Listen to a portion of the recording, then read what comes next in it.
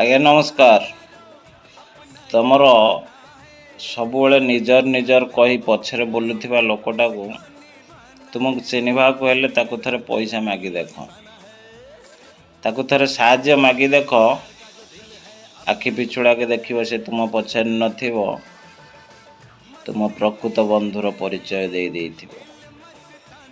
ତେଣୁ ପ୍ରକୃତ ବିପଦରେ ସାଥୀ ହେଉଥିବା ଲୋକଟି ପ୍ରକୃତ ବନ୍ଧୁ ହୋଇଥାଏ, ଏହା ଯଥାର୍ଥ। ତେଣୁ ପ୍ରକୃତ ବନ୍ଧୁକୁ, ପ୍ରକୃତ ସାଥୀକୁ, ପ୍ରକୃତ ଲୋକକୁ, ନିଜର ବୋଲାଉଥିବା ଲୋକକୁ ଚିହ୍ନିବାଟା ଧୀରେ ଧୀରେ କଷ୍ଟ ହୋଇଥାଏ ଏବଂ ଅତି ନିଜର ବା ନିବିଡ଼ ଭାବରେ ତୁମ ପାଖରେ ଥିବା ଲୋକଟା ବେଳେବେଳେ ବିରାଟ ଶତ୍ରୁ ହୋଇଯାଏ।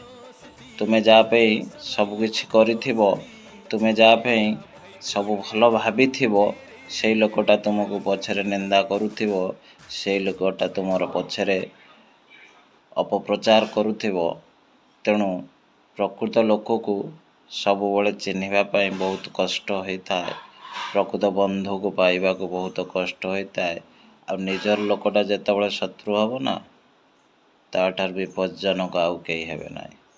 ତେଣୁ ସୁଧୁରି ଯାଆନ୍ତୁ, ବଦଳି ଯାଆନ୍ତୁ, ଦେଖିବେ ବହୁତ ଭଲ ହେବ। ନମସ୍କାର।